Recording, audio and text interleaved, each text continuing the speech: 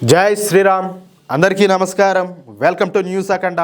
నేను మీ కస్తూరి శ్రీధర్. మిత్రులారా, పాకిస్తాన్కు చెందినటువంటి పాకిస్తాన్ సింధు జలాల కమిషనర్ కొన్ని సంచలన వ్యాఖ్యలే చేశాడు. సరే, ఇంతకు ఈ పోతుమోవాడు ఏం మాట్లాడినాడు, ఏంది కథ అనేది ఈ న్యూస్ ద్వారా చెప్పే ప్రయత్నం చేస్తా. ఓకేనా? నిజం చెప్పాలి అంటే ఈ సింధు నది అనేది పూర్తిగా మనదే అని చెప్పాలా.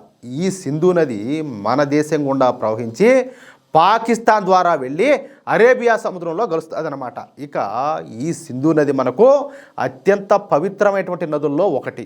మన ప్రాచీన గ్రంథాలలో కూడా ఈ సింధు నది గురించి ప్రస్తావన అయితే ఉండాలి. అంతెందుకు, మన దేశానికి సంబంధించినటువంటి మొట్టమొదటి సింధు నాగరికత ఈ సింధు నది ఒడ్డునే వెలిసిందనమాట. మన కర్మగాలి ఇప్పుడు ఆ ప్రాంతాలన్నీ కూడా పాకిస్తాన్ భూభాగంలోకి వెళ్ళిపోయినాయి. సరే, ఈ సింధు నదికి మొత్తంగా 6 ఉపనదులు అయితే ఉన్నాయన్నమాట. అయితే 1960లో ఈ సింధు నది జలాల మీద భారతదేశం అదేవిధంగా పాకిస్తాన్ దేశాలు ప్రపంచ బ్యాంకు మధ్యవర్తిత్వంలో కొన్ని దిక్కుమాలినటువంటి ఒప్పందాలు అయితే చేసుకున్నాయి. ఆ ఒప్పందం ప్రకారం మొత్తం సింధు నది జలాలలో 80% జలాలు పాకిస్తాన్కు వెళ్ళే విధంగా ఈ ఒప్పందం అయితే జరిగింది. చూడండి, అంటే మన దేశంలో పుట్టి మన దేశం గుండా ప్రవహించి పాకిస్తాన్ లేకపోతుంది. కానీ దాంట్లో వాటా వచ్చేసి 80% వాటా పాకిస్తాన్కు. అసలు ఎవడికైనా కూడా తలకాయలో గుజ్జుండేవాడు ఎవడైనా కూడా ఇటువంటి దిక్కుమాల ఒప్పందాలు చేసుకుంటాడా? ఇటువంటి దిగజారుడు ఒప్పందాలు చేసుకోరు.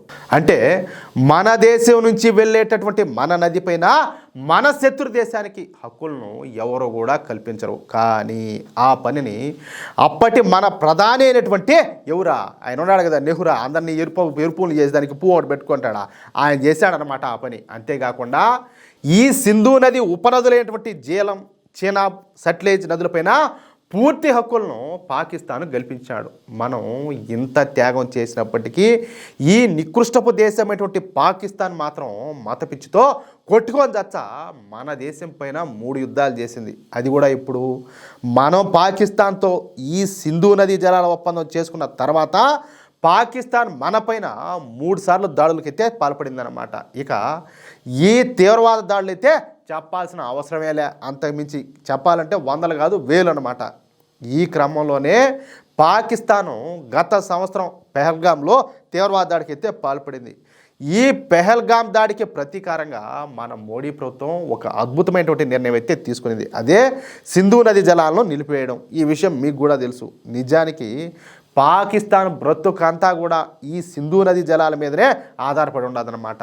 ఈ సింధు నది జలాల మూలంగానే పాకిస్తాన్ ప్రజలకు త్రాగునీరు అయితే అందుతుంది. అలాగే వ్యవసాయానికి కావలసినటువంటి నీరు కూడా ఈ సింధు నది నుంచే పాకిస్తాన్ అయితే తీసుకుంటుంది. ఇక పాకిస్తాన్లో ఈ జనపనార కావచ్చు, చేపల పెంపకం కావచ్చు, రొయ్యల సాగు కావచ్చు, మొత్తం కూడా ఈ సింధు నది మీదనే ఆధారపడి ఉన్నాయి. అందుకే ఈ సింధు నది జలాలు అనేటివి పాకిస్తాన్కు అత్యంత ముఖ్యమైనటి అనమాట.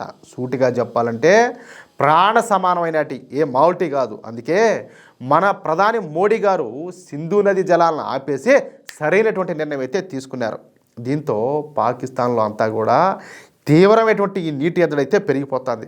గత సంవత్సరం డ్యాముల్లో ఈ నిలువ ఉంచినటువంటి నీటితో ఎలాగోలా సర్దుకున్నటువంటి పాకిస్తాను ఇక ఇప్పుడైతే తీవ్రమైనటువంటి పరిస్థితులను అయితే ఎదుర్కొంటుంది. నీళ్లు లేక కటకటలాడిపోతుంది. ఇక ఈ సందర్భంగా పాకిస్తాన్కు చెందినటువంటి సింధు నదీ జలాల కమిషనర్ అయినటువంటి సయ్యద్ మహమ్మద్ మెహర్ ఆలిషా రంగంలో దిగినాడు. చూడండి ఈయన కథ, ఈయన సిఫారసు ఎట్టుంటుందో. ఇక ఈయన గారు మాట్లాడుతా, సింధు నదీ జలాల ఒప్పందాన్ని నిలిపేయడానికి భారతదేశానికి ఎలాంటి చట్టపరమైన ఆధారం కూడా లేదు.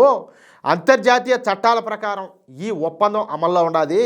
ఏ ఒక్క దేశం కూడా దీనిని ఏకపక్షంగా ముగించలేదని చెప్పేసి వాదించాడు. అసలు ఈడెవుడు అంటాలి మన దేశం నుంచి పోతుంది అన్నది. ఇన్నాళ్ళు కాదు, గత పాలకులు అంతా పొరంబోకులు అయ్యి వాళ్ళ చేతగాని సన్నాసులు అయ్యి, లేదా మీరు ఏం చేశారో వాళ్ళతో ఎటువంటి ఏం పెట్టుకున్నారో ఏమో తెలియదు, వాళ్ళు ఏదో మీకు ఇన్నాళ్ళు అంతా చేశారు. కాదు, ఇప్పుడు మీరు మా మీద ఉగ్రవాద దాడులు జరిపిస్తూ ఉంటే, మా దేశాన్ని నాశనం చేయాలని చెప్పి చూస్తూ ఉంటే, ఈ దేశంలో హిందువులు అనే వాళ్ళని లేకుండా చేస్తామని చెప్పేసి మీరు శబ్దాలు చేస్తూ ఉంటే మేము కాదులే ఇంకే గమ్ములు కూర్చోవాలి ఆ చేతులు కట్టుకొని. గమ్మును కూర్చోవాలా అంటాలే. ఈయన గారు మాట్లాడతా అంతర్జాతీయ ఒప్పంద చట్టాల్లో నిలిపివేత అనేటటువంటి పదానికి గుర్తింపు లేదు, ఇది భారతదేశం సృష్టించుకున్నటువంటి పదం అని చెప్పేసి విమర్శలు చేశాడు. రాజకీయ ఉద్రిక్తతలు తలెత్తినప్పుడు ఏకపక్ష చర్యలను అడ్డుకునే విధంగా ఈ ఒప్పందాన్ని అయితే రూపొందించారు. మోడీ ప్రభుత్వం దీన్ని అయితే రద్దు చేయలేదని చెప్పేసి పాకిస్తాన్ విశ్వసిస్తానని చెప్పేసి మాట్లాడినాడు. అంటే ఈయన ఒకడే మేధావి, ఎవరికి తెలివితేటలు లేవు, అందరూ నెహ్రూ నెట్టే ఉంటారు, ఇది ఎరుపు పెట్టుకొని ఏది ఈయన మాట్లాడేది. పైగా పాకిస్తాన్కు అందాల్సినటువంటి నీటి వాటాను నిలిపివేయడం లేదా తగ్గించడం వంటి చర్యలను యుద్ధ చర్యగా మేము పరిగణిస్తాము. పశ్చిమ నదులైనటువంటి చీనాబు, జీలం అలాగే సింధు నదుల నుంచి సహజ సిద్ధంగా వచ్చేటటువంటి నీటి ప్రవాహాన్ని అడ్డుకునే అవకాశం లేదని చెప్పేసి ఈ సయ్యద్ మొహమ్మద్ మెహర్ ఆలీషా అయితే పిచ్చ కామెడీ చేసి పారేశాడు. అవసరమైతే భారతదేశం పైన దాడి చేయడానికి కూడా మేము సిద్ధంగా ఉన్నామని, భారతదేశంలోని సింధు నది పైన ఉన్నటువంటి డ్యాముల్లో బాంబులు పెట్టి కూల్చేస్తామని చెప్పేసి పెద్ద జోకులే వేసినాడు. మీ బతుకు ఏ రోజన్నా భారతదేశంతో పెట్టుకొని ఎప్పుడన్నా గెలిచిన దాఖలాలు మీకు ఉన్నాయా? అది ఎక్కడైనా కూడా ఏమిరా స్వామి నాయన, ఏమో కాదు, ఏమైనా పిచ్చిలో ఉండారా, లేకపోతే ఏమైనా కనీసం అప్పుడప్పుడు మొహం అద్దంలో చూసుకుంటారా నాయన? మీరేంటో మీ బతుకులేదు మీకు తెలుస్తుంది, మీకు ఎందుకు పోకండాలన్నీ.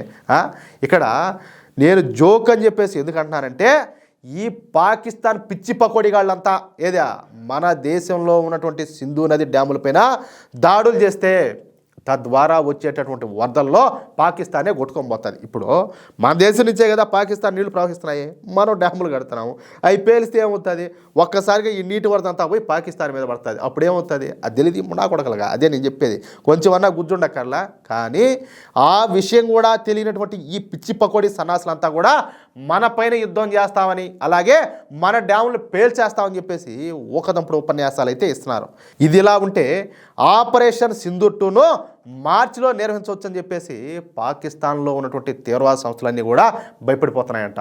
ఈ క్రమంలోనే జైషే మహమ్మద్, లష్కరే తోయిబా తీవ్రవాద సంస్థలో ఒకరికొకరు ఈ సందేశాలను ఇచ్చిపుచ్చుకుంటా ఉంటే మన నిఘా వర్గాలు అయితే కనిపెట్టేసినాయి. ఇందులో భాగంగా ఇటీవలి ఢిల్లీ పేలుళ్ల తర్వాత భారత బలగాలు అప్రమత్తమైనట్లు ఉగ్రవాద మూకలైతే గుర్తించాయంట. దీంతో శీతాకాలం ముగిసేలోపే కాశ్మీర్లో పాగా వేయాలని చెప్పేసి నిర్ణయించుకున్నాయి.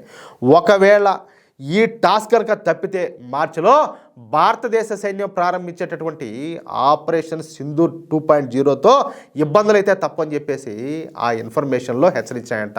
ఈలోగానే తమ ఈ ఉగ్రవాద సంస్థల్లో జోరుగా రిక్రూట్మెంట్లు అయితే నిర్వహించాలని చెప్పేసి ఆ సందేశాల్లో తీర్మానించుకున్నాయంట. అర్థమవుతుంది అంటే వాళ్ళే గుణట్లన్నీ కూడా పడతారు. సైన్యం యొక్క కార్యకలాపైన స్థానికులతో నిఘా పెంచాలా. అర్థమవుతుందా?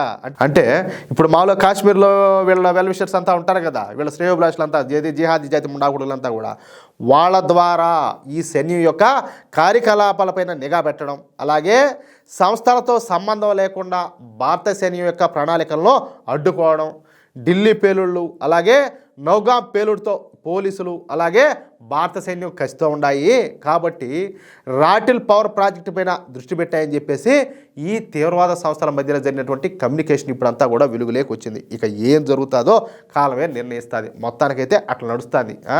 మనం ఎన్ని చేసినా, మనం ఎంత మెట్టుతో కొట్టినా, ఏది మూలం పడేసి కుంటి కుక్కను కదా ఊనం కొట్టినట్టు కొట్టాడు భారతదేశం కూడా ఈ దరిద్రపుండా కొడకలు సిగ్గు రావడంలా ఏదో ఒక విధంగా గీకుతానే ఉండారు.